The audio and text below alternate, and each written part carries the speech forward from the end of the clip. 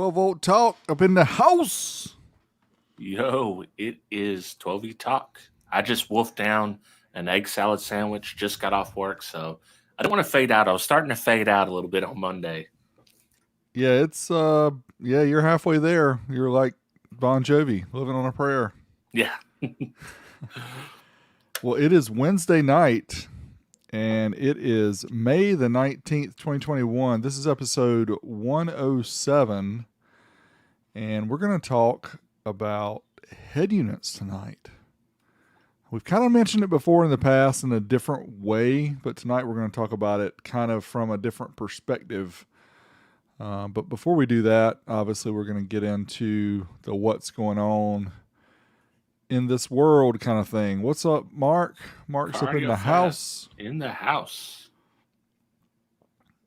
Coming to join us. We had brother Steve Mead drop in on the kicker stream last night. That was cool. That was right near the end. He missed a lot of the testing, but he did drop in, so that's cool. We appreciate you guys hanging out with us.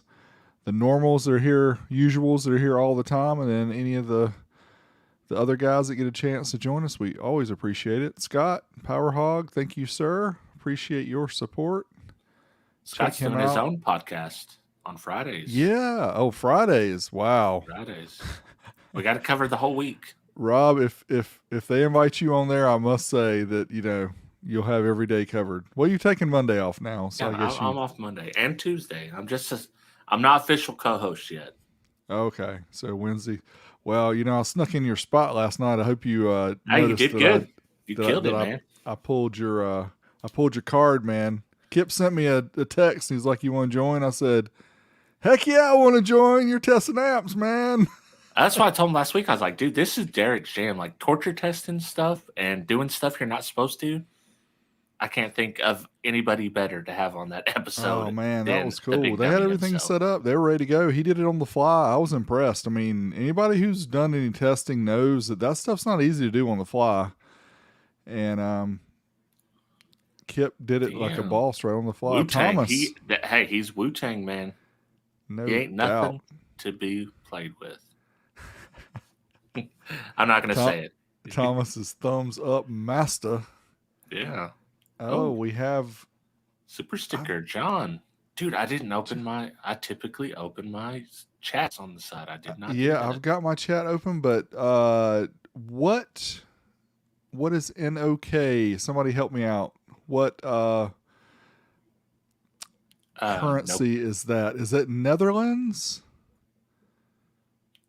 John, if you're there, tell us where you're from so we understand. Because got the worldwide, man. That's awesome. Yeah, us US folks sometimes are not. They don't teach us geography. That's the unfortunate. Well, they do, but it's like fifth grade, and once we get into high school, we kind of forget. So. Yeah. Yeah, that's cool. Thanks for that. Well, Rob, related to the kicker stuff and the tests they were doing, I'm trying to modify my tests moving forward now to do a little bit more stress tests on amplifiers. And this last one, this black diamond amplifier that I tested, these names kill me, man. Where do they come up with this stuff? But man, I don't think I did a very good job at the end explaining that thermal test, because I cut out about 7 minutes that amp ran, not at full power. Norwegian. Yep. Yeah, Norwegian. Thank you. I guess they just didn't teach us geography. Everyone else knew. Well, they've got Google too. Yeah. They're not live, so they can act real smart right about now. That's what I do 3 days a week on YouTube. That's right. Sitting in the back of the class is always a fun thing to do, because especially these days, because you really can be the smartest one in the room because you've got Google and Siri and Echo and Amazon and all that other stuff. But anyway, back to the amp test. So, I torture tested. I didn't want to put that in the title or anywhere in the description because I figured they would flag my video, for hate speech or something. But I ran it for 5 solid minutes with 40 hertz tone at about 650 watts, and it's a 900 watt amp, so it was about 2/3 power. Yeah. And it heated up, but I couldn't get it to go in thermal, so I was like, I'm going to do a Kip full send. So for 2 minutes, I ran it almost 900 watts. It was like 800 and something. And then it went into thermal. And so I think people that watch the video all the way to the end, they're like, oh, if it had a fan on it, probably wouldn't have gone into thermal or whatever. And I'm like, it's actually a really good thing it went into thermal. Yeah, no kidding. As small as it was, and the fact that it was so cheap that usually they kind of skimp out on some of the protection circuits and things like that. El Fuego, thank you. They don't want me to retire from 12V Talk. Yeah, Don't worry, man. If you retired, then it would be like better. It would be like the walls coming down. Maybe better. Might be better. No, it would not. But But anyway, that Black so Diamond, that thing was pretty. I mean, it's a good looking. I think this out of all, you know how I am about the cheap amps. I really don't care for the cheap amps, but this one, I think it looked good. I actually kind of like the Black Diamond name. Yeah. And it did.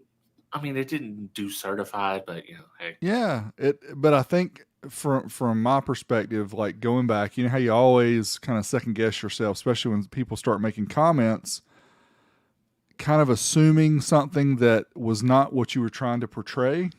Yeah. So in this case, they were like, oh, it went into thermal. That's bad. And my whole idea of showing what I was showing was look how much, it was able to endure before it went into thermal.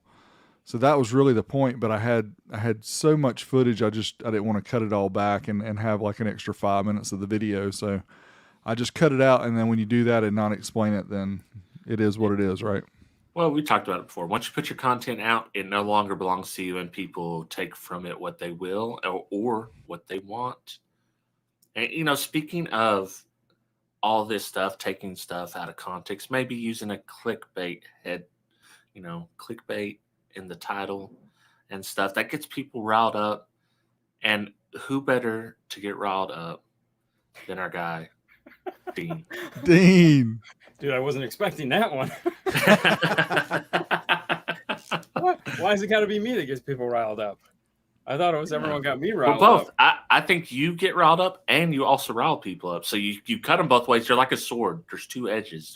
It's just not a knife. Yeah. I suck at clickbaity titles, by the way. I'm the worst title maker. Like you guys. Yeah. Derek's the master. I'm the Padawan. I'm still the Padawan. I'm trying to learn, but I do it. I don't invest enough time in my thumbnails, and sometimes I invest way too much time and I get ticked off because I can't make it look the way I want it. So I just throw it off and just use a single image and not have all the graphics and everything in it. So I'm like, if I could do a little bit better with the graphics, I think that would help. But I was going to say Mark is the best at this, so I'll give Mark props because I know. Mark, we'll send you a link, man. Hey, Mark, you can send us a text when you give us the answers. You can help too. But I mean, when it comes so my title and image are 130. It's like I just got done, and it's like screenshot. What should I call this? We put rear speakers in a Toyota Avalon. Next. Do you think you would be a different person if you slept 8 hours every night? Or would you be the same person? No, I'd be a teddy bear. People would love me. I'd be like, there'd be like flowers, and they'd be like, "Hey, look, it's Dean. Hey, man. Yeah, hey. He's so chill. Yeah, man, he's so laid back and just like always happy and ready to do stuff." Yeah. But you'd be so bored, man. I can't see you like turning it back because you're so full throttle all the time. It's not like I have any bearing in which to judge that thought process by, because it used to be the running joke. I used to say I'll catch up on my sleep next year or next time, and I've been saying that since high school. So I don't think it's ever going to happen. No, it's like you're running. You're running away from your sleep every day. But it like last week I tried really hard to get some. Like I was like Sue's like, wow, you went to bed at like 11:30. But I woke up at 5. And I'm like, oh, God, some people just don't need as much sleep as other people, or either their body has just become accustomed to it because of training. Neglect. Yeah. Neglect. Slapping. That's one of the very few things. Like I can handle immense amounts of pain in all sorts of ways, but if I get a fever or I get less than 5 hours of sleep, I cannot function. Can't function. Yeah. I don't know. Ever since the pandemic has hit, I've got to admit, getting a full night's sleep has just been the norm. So I'll take it. But No, not having to commute to work and being able to roll out and then just sign on my computer when I'm ready to start the day. Dude, see, we've been calling this not the pandemic. We've just been calling this Groundhog Day. Like 420. Because it's the same every day. Which is what brought me. When I saw the title of the show, I was like, I know where you're gonna go with it, and you need a different perspective on this because. I was like, that's what I mean. I was like, I got to get on this. Please. Well, plus, you got tomorrow night off, so hey. Oh, thank God. Yeah, you got more time to catch up on your movies for Side Jag. No. Appreciate the super sticker, John. Yeah, thank you, sir. So my thought with the head unit discussion here was kind of twofold because we've kind of talked about it before about a lot of the new vehicles, you just don't have an opportunity to change out the head unit. But what I'm seeing now, since we have this chip shortage, and I just brought up Crutchfield over here so you guys can see it. Hashtag not sponsored. Hashtag contact us Crutchfield, and we would be glad to be sponsored by you. They got Mark. They're good. I know. Yeah. Well, one is good, two is always better. But I was just scrolling through. These are the Apple CarPlay compatible head units. Yeah. So the first dual is out of stock. The Boss is in stock. But if you just scroll through, just look at this portion on each head unit, and you'll see one out of every two. And then I get to a point where there's going to be several in a row that are out of stock. This one is ship date unknown. So just because you see it there doesn't mean it's available. Correct. Out of stock. So my thoughts on this, and I'm really curious what you guys think, is this the nail in the coffin for the high-end aftermarket head units, like the ones with navigation or the ones with the bigger screens? Since they have this chip shortage, is this the time when they're getting hit at a point where they really didn't need to be hit, and this is really going to put them down? What do you guys think? So this is where this gets funny, and this is why I wanted to be on this. I got a phone call the other day. Every morning at 9:00, I have a scheduled phone call with one of my salesmen from one of the companies I deal with. Every morning since COVID started, so we've literally talked every day. They got in 500 doubled-in radios with CarPlay and Android Auto. Okay, they ordered 500 of them. All right, 5. They were gone in 3 hours. Sold out. 3 hours. Boof, gone. There is a chip shortage, but there is no shortage of people wanting radios. Like, we physically can't get our hands on what people are asking for. And as far as the high-end radios go, dude, we sell those like they're free. Like big floating screen radios, the 9000 series Kenwoods, like those we can get. They're taking the chips and moving those into those because those are the ones that people want. They want the high-end radios. The cheap ones, yeah, everyone, that's just commodity stuff. But those high-end units, man, oh my gosh, like we've literally put one in almost every day in the past 2 weeks, just flopping them in, and they're going in nice cars, expensive cars. It's like, really, we're okay. So, and then if you go ahead, you just replaced one. I watched a video, and was it in a Camry that it had like a really nice dash bezel and a pretty big screen.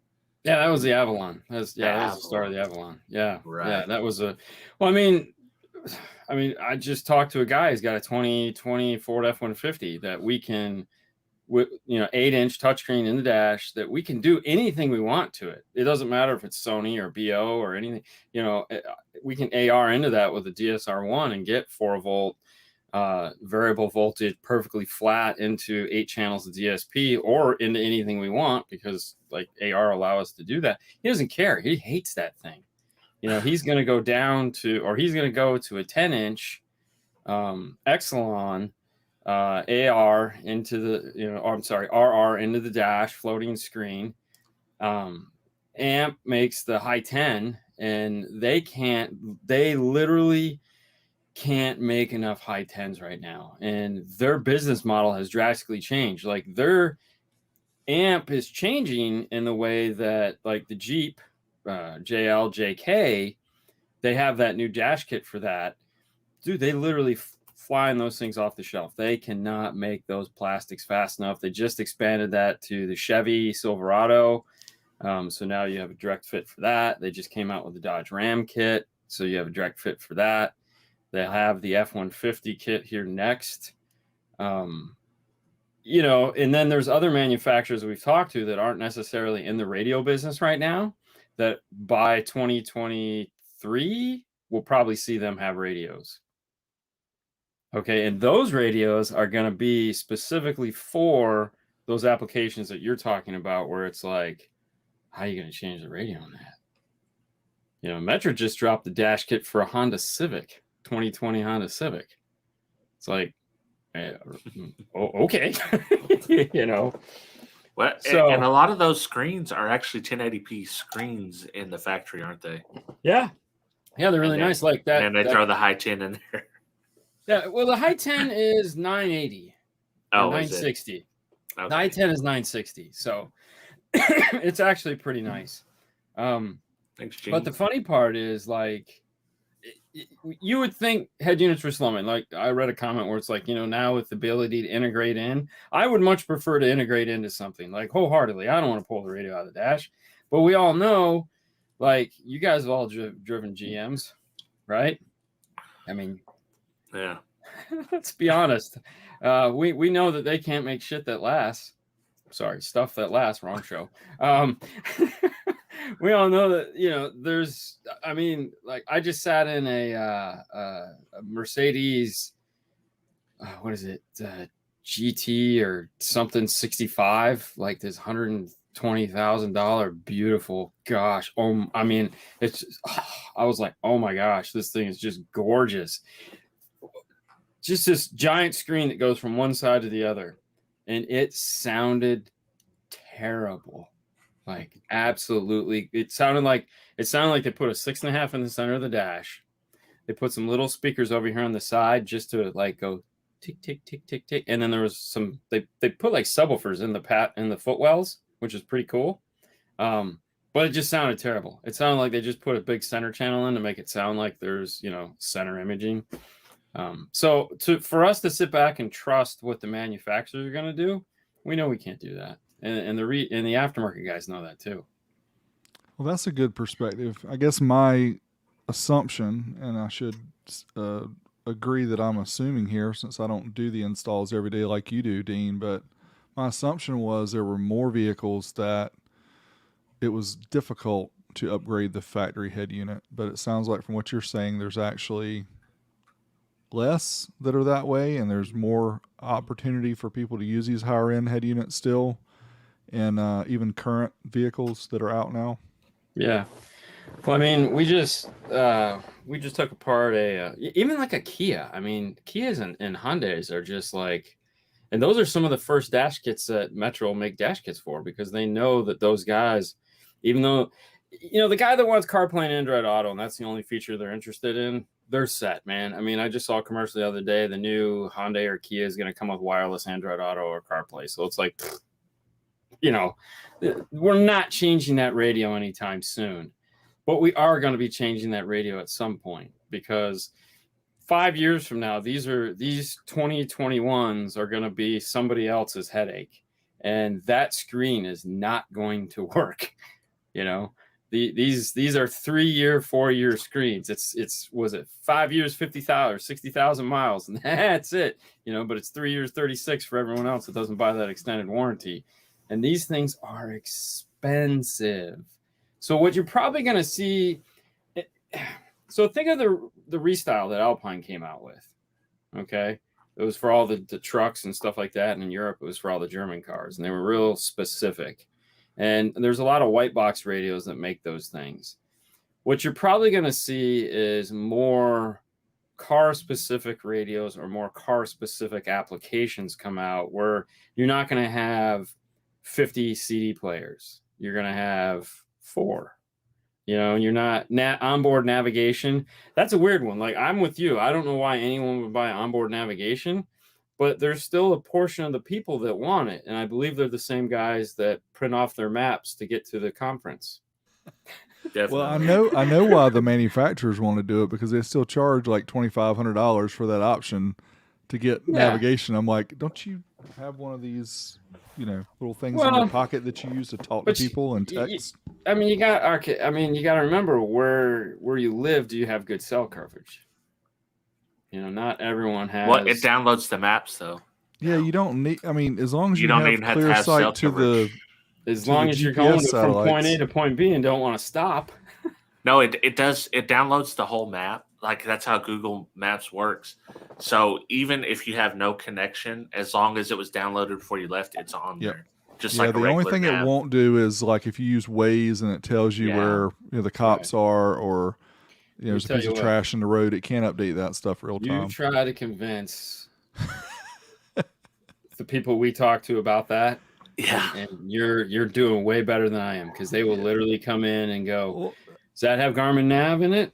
Yes, it does. I'll take it. You basically will now have 4 navigation systems in your dash between Waze, Google, and Apple. Yep, that means I got 4 ways to get where I'm going. Well, they need that to triangulate to know exactly where you are at every second of the day too, right? I guess. I have yet to understand it. They already know. They already know everything. They already got you. Dude, we got guys that come in that don't even realize their radios have CarPlay or Android Auto. They're still Bluetoothing it in, and it's like, doesn't it sound terrible? Like, and they're like, and then I'll be demoing the car because they'll have their factory radio in there, and they'll be like, how are you doing that? What is that? Is that some app on your phone? Like, dude, it's CarPlay. And they're like, my car has that? Like, I got maps and stuff? And you're like, yeah. Yeah. I'm always curious about the wireless CarPlay, like you were just talking about earlier. It's like, dude, the phone gets drained like crazy right off the bat. But anyway, when you connect, putting charging pads in there now. Yeah, well, okay, so they're doing the wireless charging pads, because I'm like, you got to charge your phone too. So are you gonna charge it, or are you just gonna let it sit there? Let me tell you what, Camaro had wireless CarPlay in it. I've had wireless CarPlay in the Camaro for 2 years now. Well, before I got rid of it. Oh my God, dude. It was the best thing on the face of the earth. Just getting in the car, pairs up. Oh. You know why CarPlay's so awesome? What's that? Why CarPlay's so awesome? Why is that? Is because every manufacturer, I can't speak to the high 10 because I have not used those, but every manufacturer, Sony, Alpine, Kenwood, their software sucks. Not only sucks, I would say it's atrocious. Yeah, I give you that. I give you that. They have. But the nice thing is Apple makes it universal. So once you're in that, or once you're in Android Auto or Apple CarPlay, it's their baby. It's like all this crap that lives outside of it. Who cares? But as long as you're in our box, which is the same. Like in the Mustang. I mean, it's in your F-150. That radio sucks. It's horrible. But as soon as you're into CarPlay, okay, this is cool. Until it locks up when you're in the middle of a trip and you have to figure out how to reboot the head unit without taking the negative lead off the battery. Well, that falls back to the original point of the conversation. Yeah. This is why you get a new radio. Your Ford is the easiest one of all to change, because that's why iData makes the MFT1 kit that allows, we can pull your factory 8-inch screen out and put any radio we want in there, and you keep all your buttons doing what they do. Oh, cool. Your volume knob works. Dude, it's so sad. I should have talked with you before I bought the extended warranty, because I bought the extended warranty just because I knew that freaking screen was going to be a nightmare if it went out. And that's the thing, though. See, your air conditioning controls, everything goes into and that's the thing. That's why iData is, we kid, but we call iData the Apple of car audio, interfacing, because they take the time to think of every single possibility that you could come into. So, like, your car has stop start. Yes. So we can literally pull your factory radio out, put in a brand new wireless CarPlay system, turn off your stop start in the radio. You still keep your air conditioning controls. You still keep all your buttons, your presets. Now you have 6 programmable presets. And if you get the RR2, you have 3 what are called MPO or Maestro programmable outputs, which are 3. Think of like EXTs on alarms that you could get them to do things. So now you can use your 6 presets as 3 programmable buttons. So like you could hit preset 5 to open your garage door. You could hit preset 6 to turn on some lighting in the subwoofer enclosure, and you can hit preset 4 to do something else. So you have those abilities to do that with an RR2. So, and then you still have 1 through 3 that you can have do anything you want. So like if you want to have the gauges come up, or if you want to have, whatever, you can just hit your presets for that, because aftermarket radios don't make presets programmable. They just make, next. So that would be, but who uses presets? I mean, let's be honest. Yeah. I've had my car now for a month or 2, and I still haven't turned on the radio or paired my Bluetooth phone. So That's funny. Yeah, I get in the car, I go like this, and I go like this, and I go, God, I have to plug it in. This sucks. I'll do that next time. Yeah. Chrissy C, $5. Steve Thank back in the you house. so much. So what Tell was me the your way, what was G. going to be your take on this? Sure, it's coming. Oh Yeah. Wow. Nice. Yeah, I've had plenty of insurance claims over the years on cars that my stuff got stolen out of. It kind of sucks. It's really no fun. So Rob, what's your take? We didn't hear your side of the coin. On the aftermarket head units being dead, Yeah. in the form that they are today, I would say probably so. At eventually it's going to be a niche market. So like the single den head units that I love, those are probably going away pretty soon, or they're going to just keep selling the same one forever. Double I think dens, they're going to keep selling the same one forever. The ADPRS is going to be no, like, it's those gone. Those It's are already gone. dead. Those are end of life. Oh, That that's ended right. of life because of that ended of life when the new company down. bought them. What didn't the company that made the DSP chips burn down too? Well, no, that's AKM. That's a whole nother thing. But when the new company bought Pioneer, that a lot of those vintage pieces disappeared. But if anybody wants the 80th anniversary or 45th anniversary kit that comes with all those pieces, we got one sitting at the shop, and Paul will give you a killer deal on it. Oh, sweet. Is that the P99 version? Yes. Ah, yeah. And Crutchfield's got that one on sale too. Yeah. Oh, yeah. They got it like 2,000 off. It's still $3,000. Yeah. Oh no, I think dude, trust me, if you want a deal, I mean, we got a deal on this thing. Like, there you go. Hit Paul up, y'all.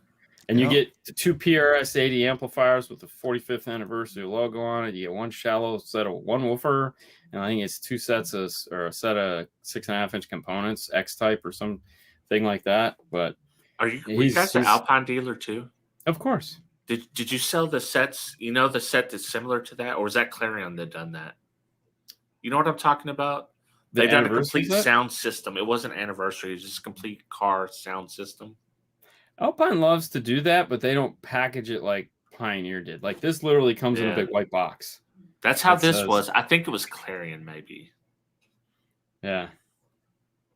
I'm trying to find that kit to show everybody what's in it. It's the expensive radio with the copper chassis. I think it's 2 PRS-80s, a set of X-type 6.5 components. I got it. And a shallow woofer. Yep, that's it. We got a better deal than that. There you go. I can tell you right now. Oh, it comes with 3 amps. Because I actually thought about buying it for myself. I tested one of those amps. I tested one of those little amps, the little Class D. I thought about buying it for myself, but that comes with the 90, doesn't it? Yeah, the 99. Yeah, the P99. Oh, dude. That's and it's got a special badge across the front too. Yes, they all do. They all are special badged. I don't care so much about the amps, but I like the component sets and the amp. But they all are badged. Like the amps are special just for this. Like they have special whatever. I was gonna buy it, but I'm like, I will never use this for anything. Literally, never use it for anything. So Yeah. I've used that head unit. I'm a single DIN guy. I love them. I know you would love it. Well, it doesn't have Bluetooth. No, it doesn't have But nothing. you could put an add-on. You could put an add-on for it. You have to. Yeah. Well, they've got an Okay, add-on yeah. for it that costs it was like $500 or something for the Bluetooth module when it came out. I'm like, really? They didn't have a Bluetooth? Just buy the Moscone. Buy the I'll get Moscone piece. I'm sure they got one on Alibaba or something that'll work. No, get the Moscone. You want the Moscone piece. In Yeah. 10 years, we have the conversation about gas-powered cars. Oh, yeah, there's no doubt about that. I mean, but there again, that's one of the things there. We were talking with another manufacturer a couple weeks ago, and they have a whole department, which is basically 2 people, but which is a lot. That's one of the projects that they're dealing with is, future casting where the electric car and what are going to be the products that we're going to need for that. So, these guys, you got to remember, these guys are the ones that are building the stuff for the OEMs. It's not like they don't know what's going on. I mean, Alpine knows what's going on. Pioneer used to know what's going on. Kenwood makes products for cars. One of the things that we learned about Kenwood recently was they have a whole division, because everyone's trying to diversify. There's no question about it, but they have a whole division that is just for new technologies, like weird stuff. Like one of the things they just announced was they came out with a better way to do HUDs, a more cheaper, better way to do a HUD on a dash. So heads-up displays. Because one of the problems with HUDs is the ghost imaging because of the glass and the thickness of the glass. They've been working on this for years, and they sell it to a lot of people. And now they have an even better one. So what you're probably going to see is Kias and Hyundais are all going to have HUDs now, because it's just going to become the norm. But, they also have a lot of these little projects that they work on for manufacturers that have nothing to do with, what we see, but because they're in there looking at it, that allows them to figure out what they need to do for the future. So what your take is that they're not dying, they're evolving. 100%. I mean, if you think about, let's think about radios for a second. What has been, what's that?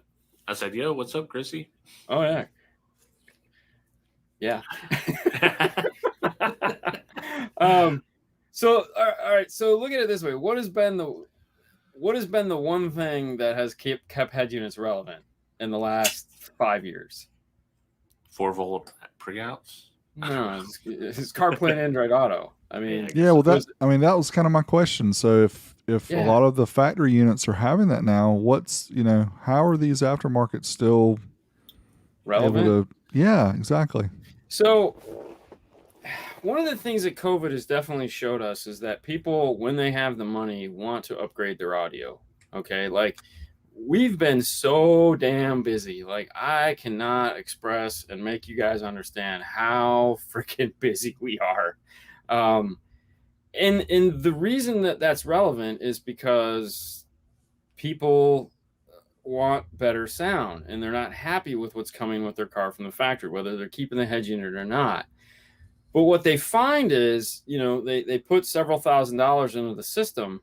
And even with an Amp Pro or an AR or, any form of integration, there are still limitations to those pieces that we're getting good enough signal out of the radio, but we're not getting aftermarket head unit, good enough. We're not getting, $800, $1,000 head unit sounds out of an Amp Pro. That's not even on the table because you can't reinvent the preamp section of that radio to make it sound like a high-end XR Kenwood. It's not going to do that. It physically can't do that.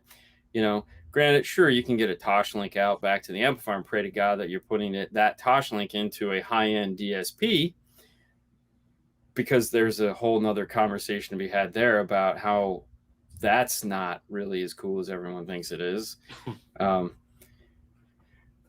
Which anyways, that's well, everyone assumes that Toshlink is like the saving grace. I wish it had Toshlink so I don't have to run RCAs. And it's like, okay, if you have a radio that has a bitchin' DAC in it that's capable of converting over this signal, the only reason why you haven't, if you have an outboard touch link, it's going to bypass all of that because that's what a DAC does. It converts it from analog to digital, digital to analog, or digital to analog, or whatever it's doing, depending on what you're feeding it. And if you have a touch link in there, you're bypassing all of that, just taking the straight digital out of whatever media you're listening to, and hoping that whatever it's going down river to is a better DAC than what you had in the radio.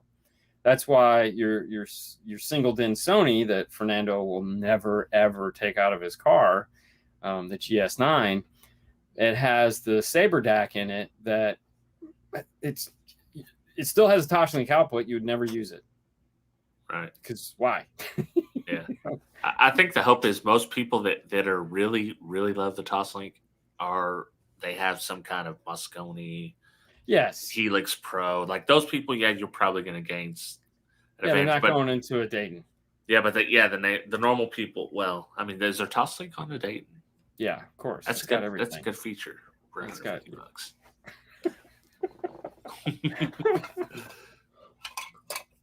$150.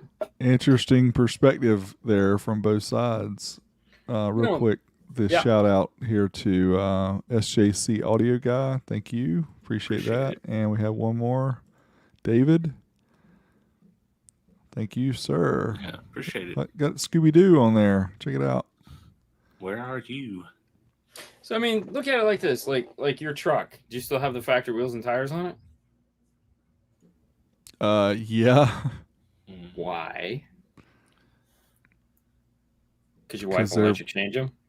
No, it's not my truck. It's her truck. Everybody thinks it's like my truck just because it's a big vehicle. No, she likes big vehicles.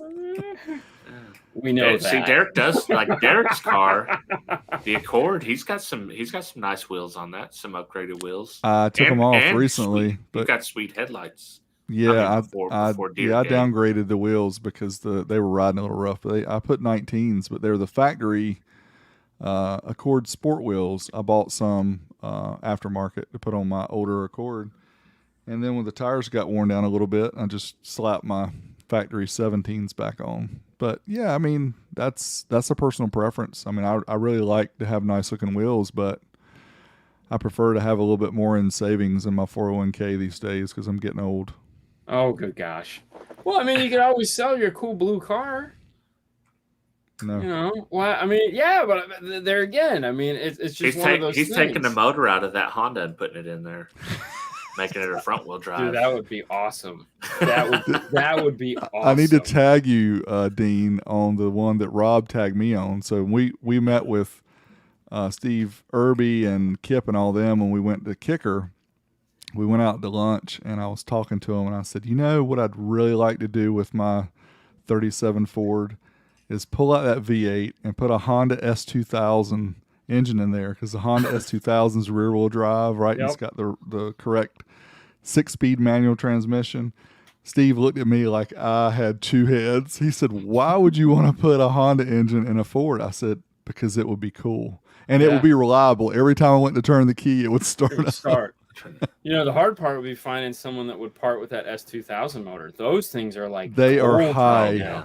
They're very high. You're right. I mean, so a buddy of mine, Ada, who's on, he has two of them, and which is funny because that there again falls back into the category that we were talking about with head units. He fabricated a dash kit for that car so that you can now fit the Sony radio into a double DIN Sony into it, and he's selling them as fast as he can make them for that car. And it's like, I'm like, how many of those cars are still on the road? He goes, I don't know, but they're all going to have my kit in them. You know, so I mean, it's funny how he pops up with two Honda engines 2 weeks before Race Wars. 2 weeks, man. I didn't know if that one was going to land or not. I got it. It's a deep cut, kind of. It's not. I mean, really. I mean, that's what started a lot of this for most people. Was, I know. You know, street glow neon. Yeah. I got my street glow. I'll rock some street glow. I've been thinking about it. Might as well. Dude, I was hand making all this. So I never finished the story. So Rob tagged me on a Facebook post today where a guy had I don't even remember what year it was, like a 32. It was an older Ford than what I have, and the guy had put an S2000 Honda motor, twin turboed it. Wow. And Rob, I was like, wow, that's over the top. It's pretty cool. The sound, like when someone sees that pulling up, the sound that you hear from, they're like, what? Yeah, something's not right here. Yeah, but that would be weird. I don't know. It would be cool. A rotary engine would be cool too, out of like a Mazda. Yeah, but those have so many of the weird, strange issues. Yeah. But it would be cool just because it's. It would be cool. I mean, yeah, that's the whole thing. Because cool. how many people complain to me saying when I first got it, I was talking about what to do with the motor, what I wanted to do. Did I want to pull it out? Did I want to do the LS thing? Did I want to do this? Everybody's like, you got to leave the Ford in a Ford. I said, no, I'm about to put a Honda in a Ford. I don't really care. I'm not one of these people that has to do what you tell me that I have to do. Right. I'm doing what I want to do. Right. But it's funny when you get those people that are, so strict in the lines. It has to be this. It has to be. No. If it's yours and you want to do that, that's fine. But I do what I want to do. But kind of side jagging here. I mean, that's what we do. I just had to show you guys read this comment, and then I have to show you one more comment. Okay. Yes, I saw that. Chrissy C added again. Oh, that's good. I can see Kip turning three shades of red right now. Yeah, like me, because there's saturation on my camera. That's what it is. GTR. There you go. All-wheel drive that mug. Ooh. Y'all are getting off the chains here. Well, I mean, you'd have a $200,000 32 Ford Roadster. Yeah. But it make them. You flip it.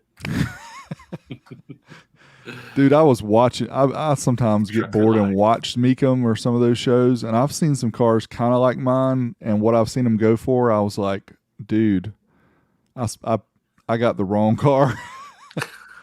Because, I mean, these guys, putting hundreds of, not hundreds of thousands, but right at probably 100,000 by redoing the suspension, redoing the frame, like everything, clean motor, clean interior, and they're going for like 45. And I'm sitting there going, wow.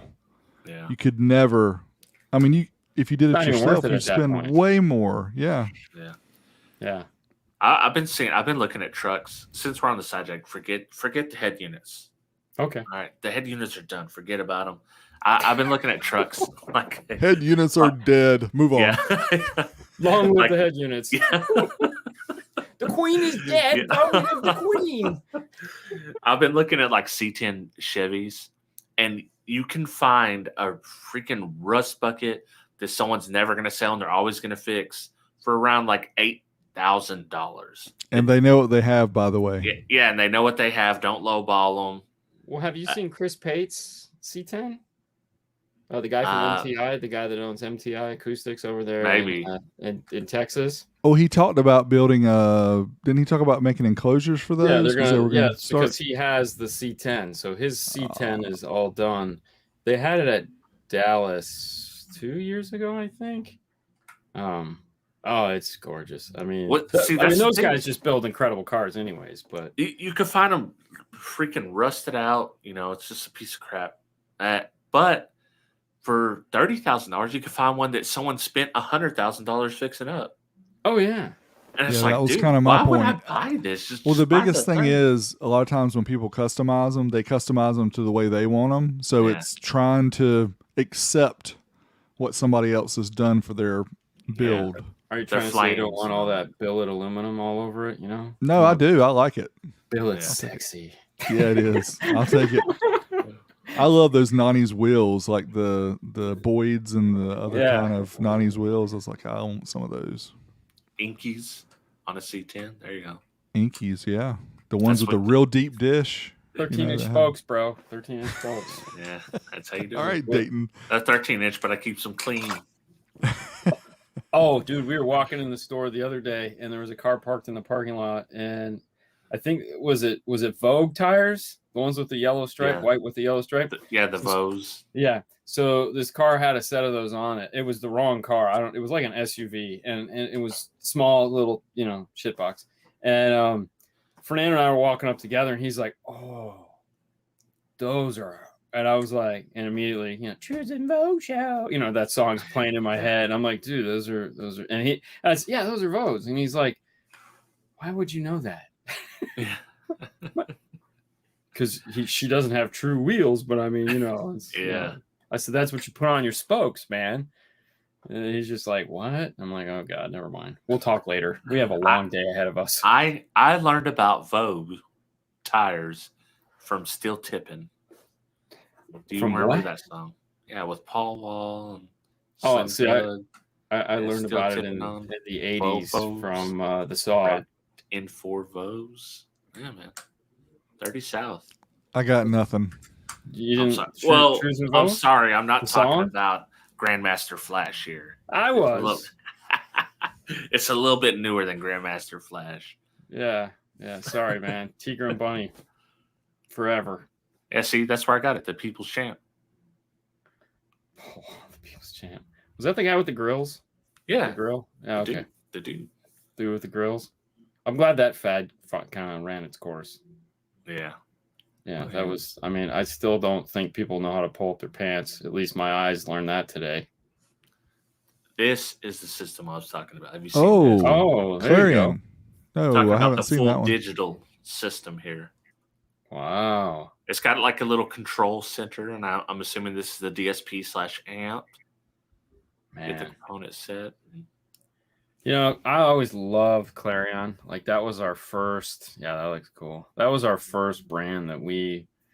That was the first brand that we had that we did 100,000 with, and like up until that point, this was like early 90s. It was like 91, 92, and we took that little company, little nothing, and we did 100 grand with it, and it was just like, wow, we can do 100 grand with one brand. Oh Jesus. And then, and that was, that was the lowest. And then after that, it was just like, you're doing 150, 200, 350, half a million. I mean, it was just amazing what we were doing for money back in those days. And of course, we weren't getting paid shit. We were just a hired help, It's like, man, I don't know, but oh yeah, it was good times for sure. But Clarion just could never get out of their own way. They had problems early on that you kind of saw. So when you're a manufacturer, you have two choices. You can hire a rep firm to take care of everything you need, or you can internally run yourself. So the best case of that right now is in the head unit world is Pioneer. Everyone that sells Pioneer works for Pioneer. So everyone is employed by Pioneer. So I think there's only like 8 people left in the US that works for Pioneer, maybe 12, which there used to be like a lot more, but it's scaled.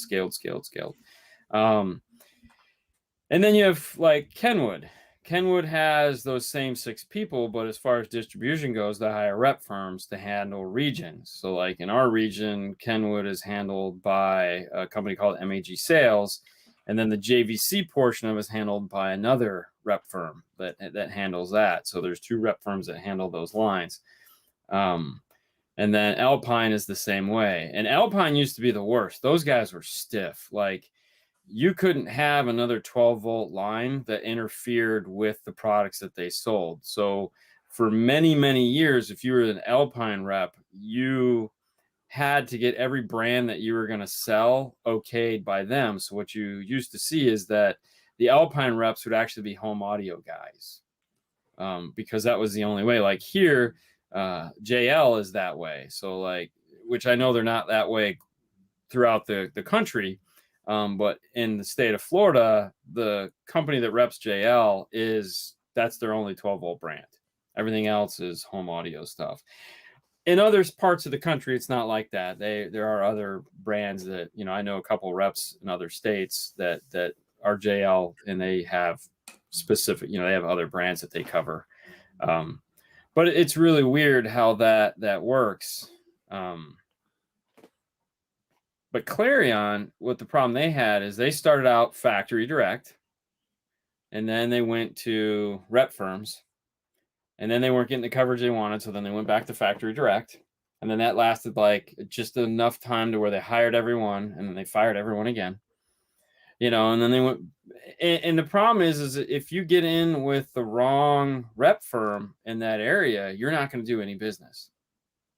In Florida, there's probably 4, maybe 5 rep firms, but there's 2 rep firms that have 90% of the business, and they have all the brands, like all the good brands, and everything else is just bottom feeders. And like I got this, I got that. Who wants that?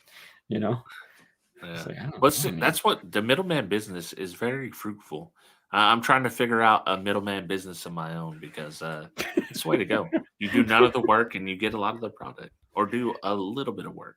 Yeah. Oh, for sure. Yeah, that would be fun. There's no doubt about it. Yeah, the thing that makes money for you while you're not working is what's we all want, right?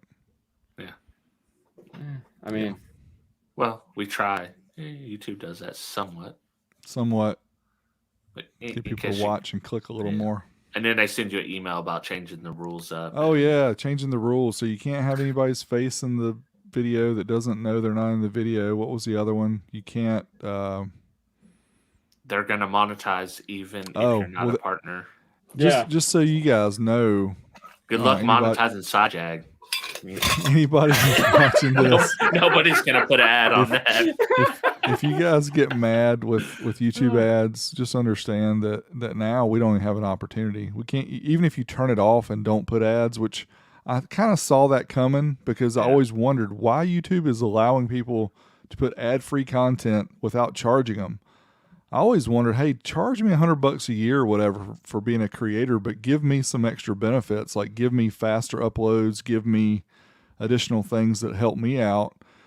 And, don't put me to the same category as somebody who uploads, 2-minute clips with no editing and all the, the other things that aren't really structured videos, I guess. They put us all into the same group. And yeah, I wish there would be some way for them to better segregate. Not only that, segregate us as far as creators, but also a better method of displaying the videos. Because, Dean, I know we talked about this before, but it still drives me crazy that it's so difficult to find videos on any of our channels. Of course, you can do the search thing, right? People can get on YouTube and actually search for stuff. In most cases, they can find it if we did our titles right or did our descriptions right. But if they go to your channel, Dean, and they're looking for something specific, you may have 15 videos on the Pioneer 80 PRS head unit, but a lot of times people will send me an email. Have you tested the Pioneer PRS? I'm like, did you search? No one searches, so you're assuming people know how to use search tab. This is the funny thing. Okay, so let's take the ultimate SideJag. There's this thing. It's called a search engine. It's made by this company called Google. I know it's got some eyeballs and some G's and an LE somewhere in there.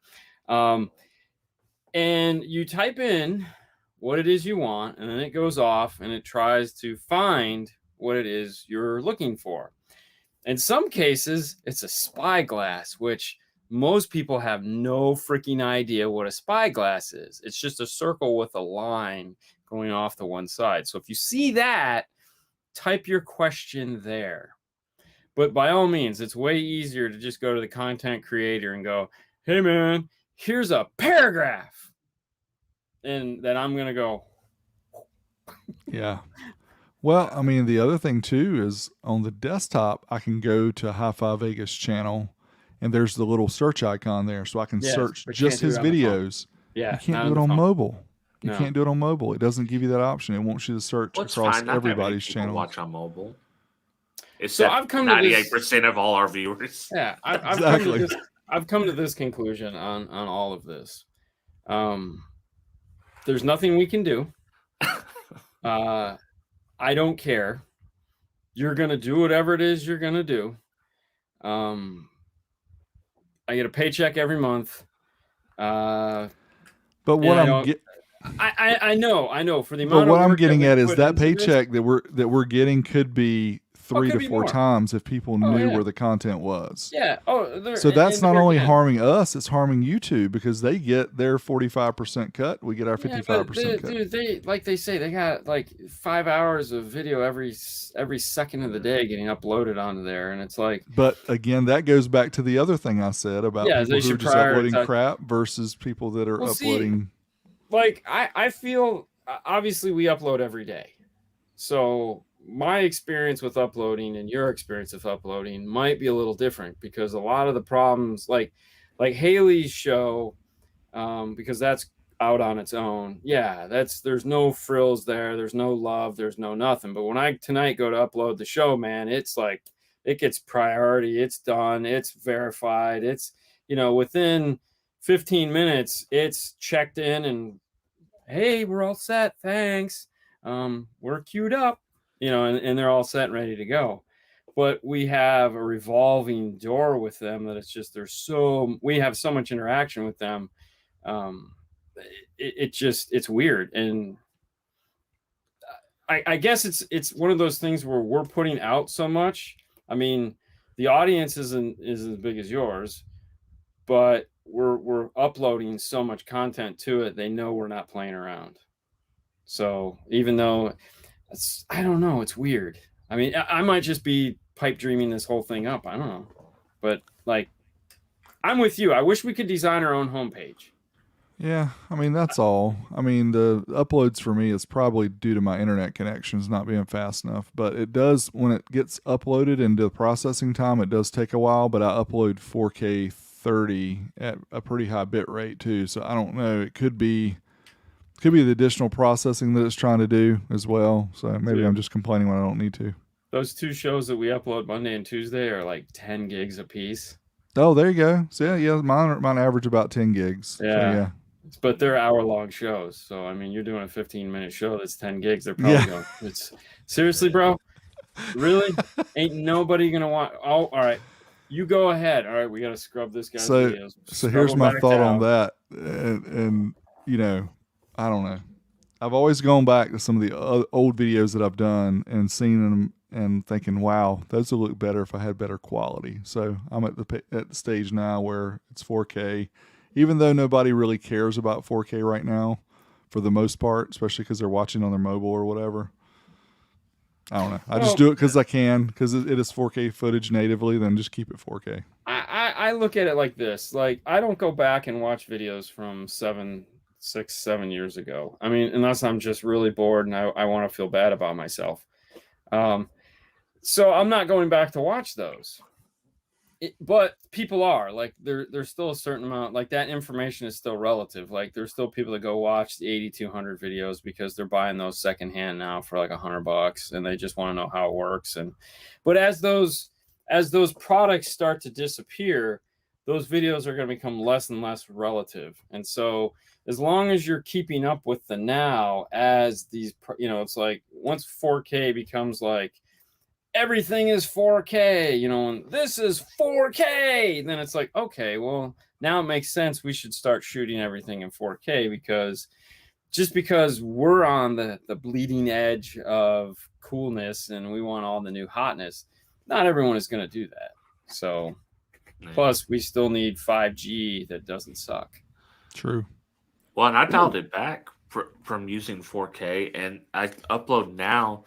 I found that uploading 8-bit 1080p 30 to my eye on the phone and the computer monitor looks better than 4K out of my phone. But I guarantee you, nobody notices the difference. All our stuff is 30.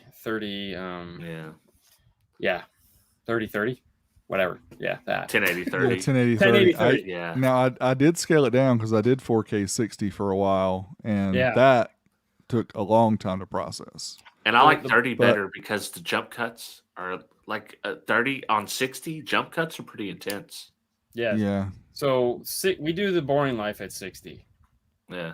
We do it 1080 60, and I don't know why I do that, but it just kind of worked out that way because I was like, ooh, that looks nice. I'll do that, and I'm like, I like to capture footage of woofers and stuff at 60 just because you can Oh, it easily looks do. nice. Yeah, you can slow it Yeah. down, or you can keep it at the native speed and it looks good. But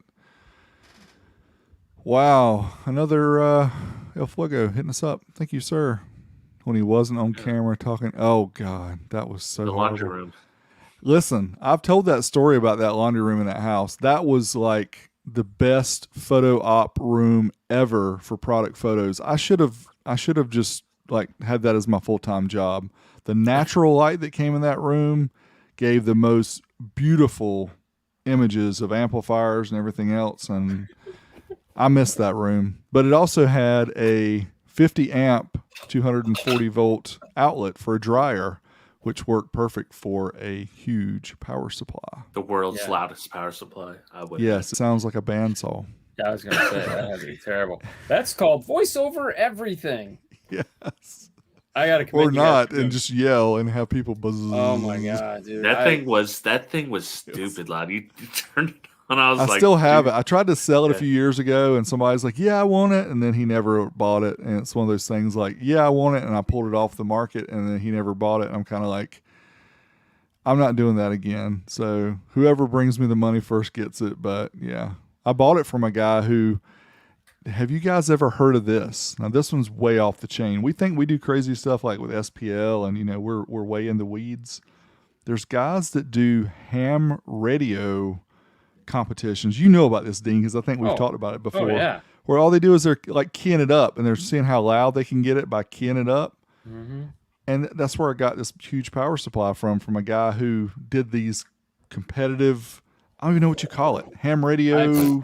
Your guess Key is up good as mine. Are sessions. they just trying to do the noise like a guitar makes when you plug into the wah? Or Dude, we had a guy that drove in from Arizona last week, and he had like 4 antennas on his car. There was 2 CB. Okay, there was 1 CB, 1 ham in the car, and I'm like, where, like, how out of touch are you afraid of being? I mean, I get it. You're going to drive through Texas to get back home and you're going to Arizona. But I mean, he's like, oh no, man, this is it. I love this stuff. And, you can really tell the disciples of this when they have the antennas on the front hood.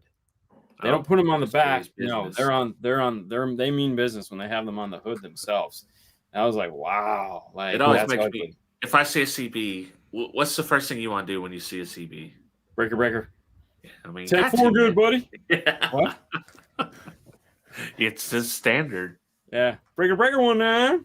Yeah. Yeah, this is side jagging from that, but I've got to talk about it anyway since we have a couple minutes we're going to drop. Mike Green, thank you, by the way, for the $10. Yes, Clarion, I know you're a big Clarion guy. In fact, I got the Clarion tape from Mike that talks about the Auto PC, and I've uploaded it to my old school stereo channel on YouTube. And trust me, if you ever have difficulty sleeping at night, I'll watch 5 minutes of it. Pull up that video. You are guaranteed to fall asleep. It is the most boring video I've ever seen from a manufacturer, but it's up there now. The Auto PC from Clarion. I bet Dean's seen some pretty good boring I was videos. gonna say, that's the problem. You guys haven't lived with some of these boring ass trainings and videos, and oh my god, like some of the things they'd subject us to. I can't tell you how many times I've gone to a training, and we call them page turners because it's literally, hi guys, thanks for coming in today. I'm so and so, trainer for so and so company, and today we're going to talk about everything so and so. All right, if you open to page 1 in the top right corner, you'll see our 6.5. These are the new model BFEs, and they come in 6.5, 6x9, 5.25, 5x7, 1-inch tweeter, 3.5, 4-inch. That's why I can't work in and cardio. 4x6. They're reading all the specs, right? Oh, Like and literally it's right down there. the page. And you're just I'm going, like, dude, I got into cardio because I thought it was cool. Like, I'm not and the doing whole this. time. So the whole time. Do you have a joke? Yeah. Oh yeah. So then the whole time you're like, when's the pizza coming? There's pizza coming, right? Tell me, is there sandwiches coming? There's chicken. There's got to be some, because they always lure you in with food, and then the real cheap ones won't get drinks, so there'll be like water back there, and you're like, which I'm fine with water, but everyone's like, can't get a soda? I mean, like, seriously? Like, all right, Here's your page 2. bagel. Sorry, no Yeah. cream cheese. You know, and you're just like, oh my God. I tell you what, though, I remember the first time we saw a backup camera on Clarion. Clarion had just came out with their first in-dash screen, and we saw a backup camera on it. And it was like, oh my God, that looks like a postcard. That's so clear. That's amazing. Wow. You know, and you're just like, you know, because they're like 360p something. I've got to send you a picture, Kip. I may have had one donated to me recently. I'm sorry, not Kip. I'm thinking Kip because he did this. Yeah. Dean. Anyway, yeah, this guy from an electronics recycling place hit me up. He's like, hey, I got some stuff I want to send you. I'm like, yeah, sure. That was one of them. One of them was the, like, old school IntelliVoice Clifford alarm. But yeah, Dude, that Clarion that you're talking about, it's brand new in the box. But I'm like, wow, who's going to use that? Yeah. Well, it's like somebody gave us the Avant-Garde 4 or 5. I don't remember which one it was. They gave us a brand new one in a box. You know, like, hey man, I got this. And they sent it to me and I go, I know exactly who needs this. And we did an unboxing of it. And we talked all about it because I wanted to show people what this is. This is what it is. This is an all-day alarm. Like, this alarm took all day and sometimes 2 days to put in a car because you literally had to do every freaking thing. And there was no T-harnesses. And like, they had photo strobes that would go up on the dash that automatically turn on your lights at nighttime. So there's all the features that come in your car now, this alarm would give you. And I immediately called up Jeff Smith because he's doing the retro builds and his Preludes. And I said, hey, man, you're not going to believe what I just got a brand new one of. And he's like, what? And I said, Avant-Garde. I think it's Avant-Garde 5. I said, I got a brand new Avant-Garde 5. And he's like, no way. I said, brand new, never been opened, nothing. He's like, oh, what are you going to do with it? I'm giving it to you. Come pick this piece of shit up and get it out of here. Jeff, I got your backup camera. Call me. It's not an Alpine. It's not. He's got 70. He's got a 7909 and an ERG 180 or 190 going in one of them because we had to cut him the laser. We had to laser him out of bracket to put him in, and I put a little Alpine in the bottom of it. And he's like a little kid. I swear to God, he gets so excited about. Oh yeah! I go. So do you want me to laser an Alpine logo in it for you? And he goes, well, I mean, you know, I'm not going to say no. And then he's like, oh, this is so cool. And I'm like, it's that hard. I'm a magic man. I got calipers. I measured. I cut. I did nothing. You know, I hit the big glowing button. You know. Oh my gosh. Well, look, guys, we've been rocking it here. It's already hour and almost 40 minutes into it, so we typically don't go this long, but wow, what a cool discussion. I hope you guys out there enjoyed it. We had quite a few on the stream tonight, 150 or so right now live. We have a thumbs up, Big Dummies, thank you, Black Panther. And yeah, I mean, do you guys have anything to pimp? Anything coming up you want to talk about before we drop? Not side jack, not reverse polarity. We're taking the day off. Yeah. So no Thursdays this week for Hi-Fi or Dean. Of course, Dean's going to be uploading the video, I'm sure. There'll always be something. Yeah, there's something because it's going to have like a part 2 or a part 3. Just as it starts to get really good, it's like, well, Dean, just a side jag for you. I didn't share it publicly, but I did get a Warhorse finally. I saw that. I'm having some issues with it, so Kip is checking with the guys at Kicker to see if they can actually repair it. Joe chimed in on you the other day. So because it came up and said Joe talked to him, and I was like, okay. I was like, oh hey, he's got a Warhorse. I'm just not sure what if I can do enough here to let them know if they can actually repair it or not. I mean, I can scope it or do whatever it needs to be done, but it doesn't sound like it's that big of a deal, but you never know with an amp like that. So I guess as long as it's not those irreplaceable power supply transformers that you can't get anywhere. Yeah, the planar power supplies. Right. Other than that, I think you're okay. But there are let's be 25 honest, of the caps on each side, I think is what I counted. at the top, the small capacitors. There's 25 of them. I've never even bothered to take the top off the one we have because it's like I don't really care. Yeah, it's cool. Yeah. Well, I did because I wanted to clean it out, make sure there wasn't any crap in there before I tried to power it up. Well, that's the other thing too, is like setting the gains on that. You're not setting the gains; you're controlling the voltage. You know, it's a when we took the train, we had to. It's worse, dude. It's getting ready to get cut off here, Vega. Yeah. When you said the B word. It's two defibrillators. Yeah. Wired opposite of each other. It literally just goes you know. Speaking of that, did you guys see Mead with the 240 volt going into the woofer, and he accidentally wired it the wrong way, and both of the coils kind of caught each other, and smoke started coming out. No, I but didn't. Then he fixed it, and he wired it right, and wow, those Ascendant Audio 18s, man, those things are tough. Those were his, right? Those were his branded. Yeah, the V1s are the ones he tested, but that 240. That was crazy. Dude, we used to do that all the time, and then Orion sent out a letter that says we're not going to cover this anymore. Like, we're not going to cover excessive burnt voice coils. And we're like, that whole lifetime warranty thing. Yeah. Not anymore. Well, once the ferrofluid dries up, you got to get them replaced. Yeah. Jesus. Get out your injector and just put it back in there. Come on. You've never freshened up your ferrofluid? No, I think you need to make a video, man. Vega. You need to do that. That's part of regular maintenance. You need to show how to do that. You want to talk about boring topics? That'll be as interesting as watching. Yeah, exactly. We're going to talk today about ferrofluid and how it can enhance your speaker. We've magically figured out a way to make it work in a subwoofer. Previously, ferrofluid could only work in something that moves a very small distance, such as a tweeter. However, with our chemists, we figured out how Was Kip ever in one of these videos? I can't see that Kip would ever be like a boring That's John Meyer's job is to do that stuff. That's his. W7 13.5s. Woo, those are big dogs.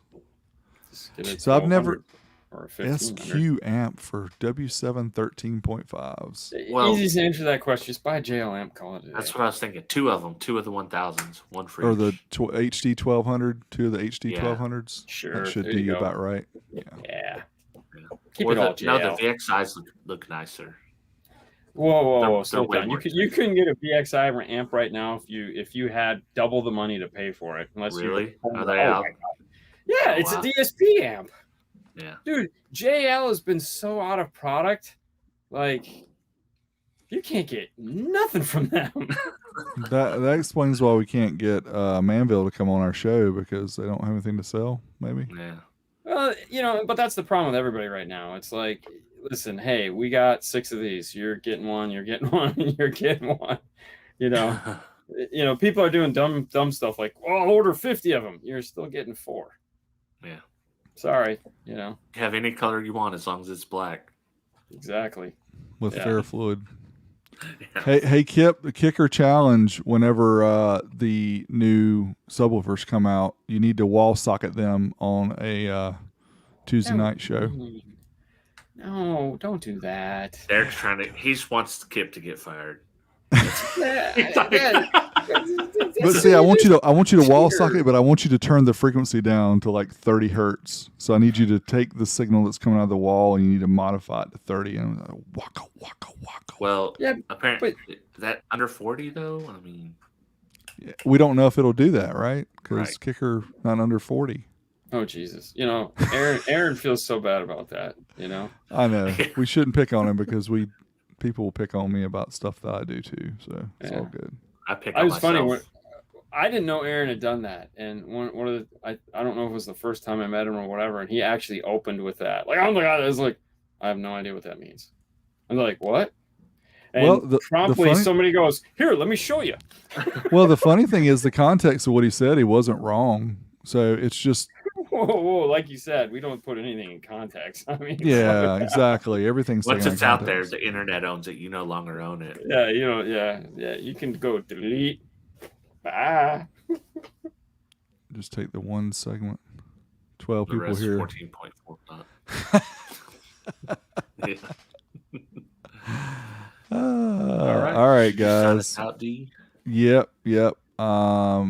Just watch for what's coming because I don't know what's coming next yet. I've got several things here, and I'll decide soon, and we'll have it coming out. But thanks for Dean. Thank you for your time tonight, for showing up, No for problem. giving us your perspective since you do this every day and like sleepwalk car audio. It's amazing that you actually talk about it after work as much as you do and edit and everything every night. I'm still like a robot or something, dude. Seriously. It's 30 Don't years. don't man. mention that it messes up his programming. And it Oh, has that's to right. be- Yeah. yeah, it's All right, guys. Well, Wow. thanks for hanging out with us. We appreciate Yeah.